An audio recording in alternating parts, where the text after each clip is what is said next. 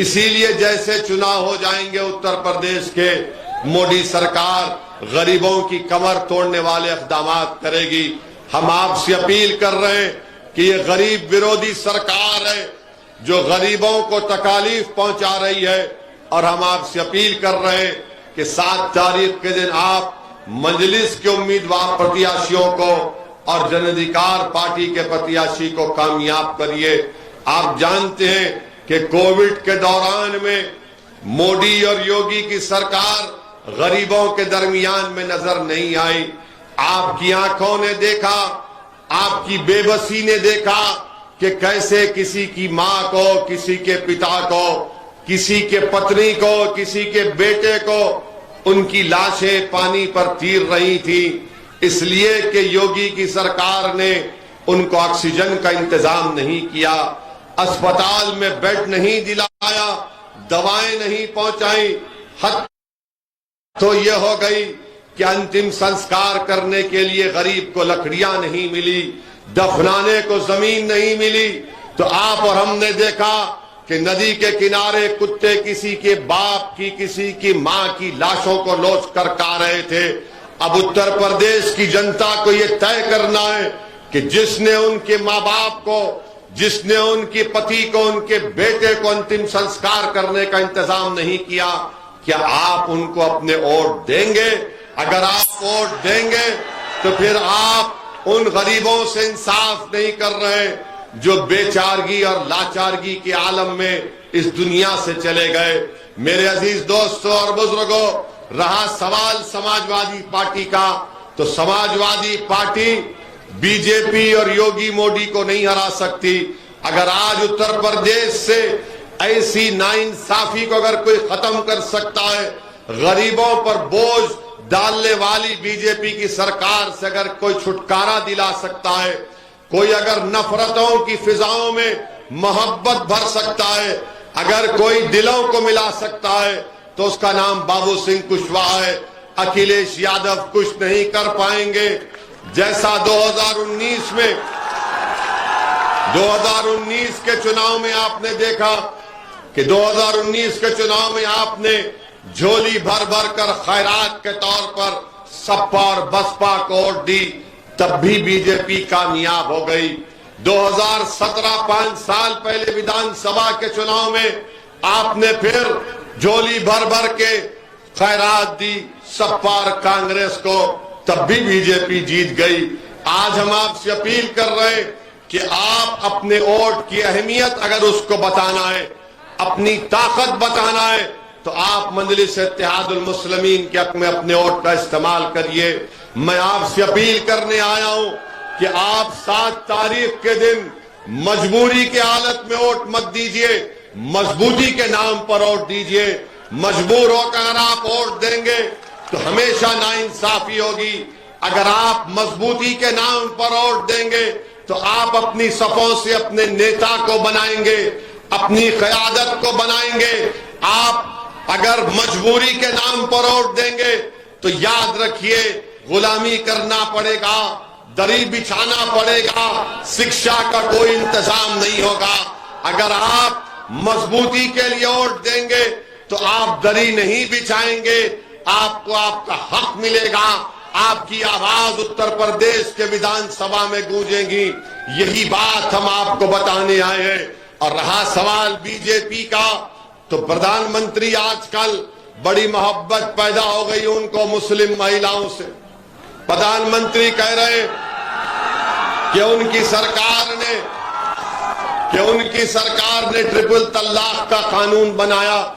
हम प्रधानमंत्री से पूछना चाह रहे, ट्रिपल तलाक का कानून जो आपने बनाया वो मुस्लिम महिलाओं को और बर्बाद करके रख रहा है। मगर अगर आपकी मुस्लिम महिलाओं से मोहब्बत है तो फिर कर्नाटका की उस बच्ची के हिजाब और निकाब से आपको नफरत क्यों है, बताइए आप। तो मालूम हुआ कि प्रधानमंत्री सिर्फ ड्रामा करते हैं। ये तो गनीमत है कि वो देश के प्रधानमंत्री बन गए। अगर किसी हिंदी फिल्म में या भोजपुरी फिल्म में काम करते तो सुपरस्टार बन जाते। तो इसलिए हम आपसे अपील कर रहे हैं, नहीं आए, बैठ जाए, ठहरिए, बस करिए। हम आपको ये बताने आए हैं कि मजलिस इत्तेहादुल मुस्लिमीन जन अधिकार पार्टी जो बाबू सिंह कुशवाहा साहब की है और दीगर 4 पार्टियों ने मिलकर, जिसमें अल्पसंख्यक समाज, कशब समाज, बिन समाज की और एक दलित समाज की पार्टी है, हम सब ने मिलकर भागीदारी परिवर्तन मोर्चा बनाया।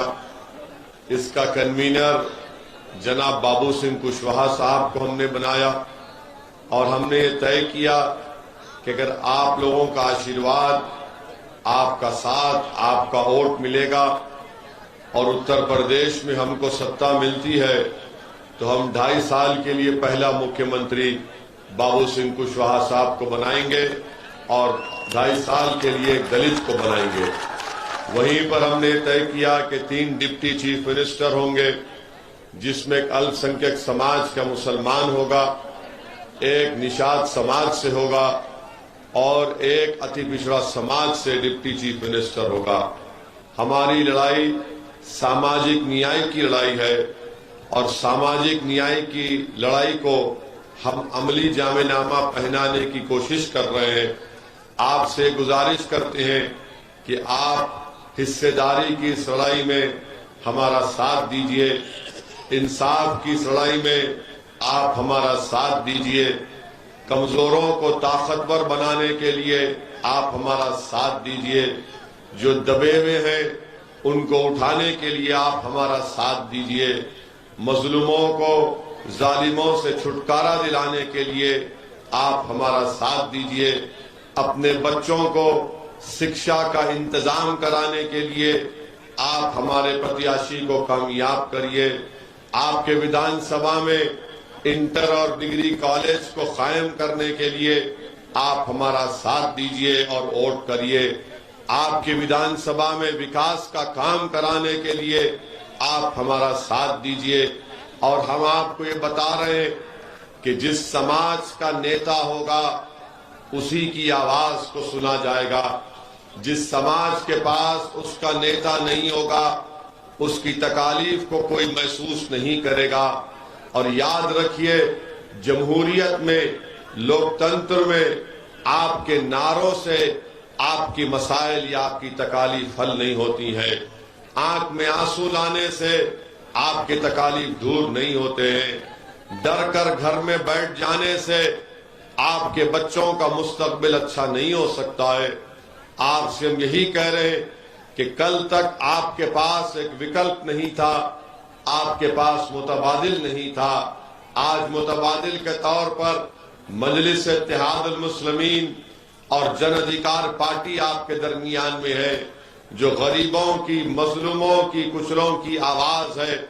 अगर आप 7 तारीख के दिन इन प्रत्याशी को अपने विधानसभा का विधायक बनाएंगे तो मैं आपको इस बात का यकीन दिला रहा हूं कि जब ये लोग आपके आशीर्वाद, आपकी दुआओं से, आपके वोट से जीतकर लखनऊ में उत्तर प्रदेश की विधानसभा को जाएंगे तो ये खामोश नहीं बैठेंगे, ये आपकी आवाज बनेंगे, ये आपकी तकालीफ का जिक्र करेंगे, हुकूमत वक्त को हिलाकर रख देंगे और उनकी चीख और पुकार, उनकी लड़ने की आवाज लखनऊ से आपको आपकी विधानसभा में भी सुनाई देगी। ये हमने तय किया है। अब आपसे अपील कर रहे हैं कि मुत्तहदा तौर पर अपने वोट का इस्तेमाल मजलिस इत्तेहादुल मुस्लिमीन के प्रत्याशियों के हक में और जन अधिकार पार्टी के हमारे बदलापुर के राजेश विश्वकर्मा साहब गैस का सिलेंडर करिए। और दूसरी बात यह कि आप जानते हैं कि 5 साल से बीजेपी को सत्ता मिली उत्तर प्रदेश में, मगर बीजेपी ने उत्तर प्रदेश के गरीबों के लिए कुछ नहीं किया, विकास के नाम पर उत्तर प्रदेश में विनाश किया। नौजवानों को, युवाओं से वादा किया था कि 70 लाख नौकरियां दी जाएंगी, मगर वो झूठा साबित हुआ।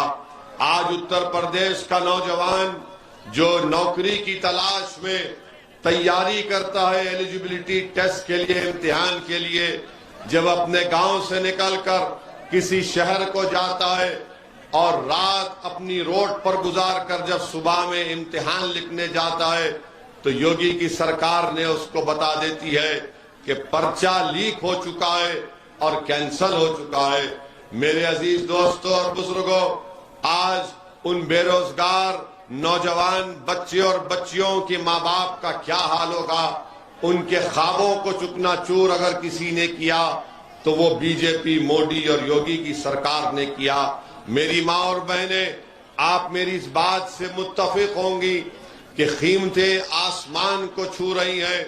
पेट्रोल और डीजल की कीमतें इतनी बढ़ चुकी हैं कि आज गरीब को अपने घर में उसको उसके खाने में, बच्चों की स्कूल की फीस अदा करने में बहुत परेशानी हो रही है। और हमारी बात को याद रख लीजिए आप, 7 तारीख के बाद 8 तारीख के दिन या फिर 10 मार्च के बाद 11 मार्च के दिन आप टीवी पर देखेंगे कि मोदी ने पेट्रोल, डीजल और गैस की सिलेंडर की कीमतों में इजाफा कर दिया। इसके लिए आप तैयार हो जाइए, क्योंकि उत्तर प्रदेश के चुनाव है। नरेंद्र मोदी जनता की नाराजगी नहीं मोलना चाहते हैं, इसीलिए जैसे चुनाव हो जाएंगे उत्तर प्रदेश के, मोदी सरकार गरीबों की कमर तोड़ने वाले इक़दाम करेगी। हम आपसे अपील कर रहे हैं कि ये गरीब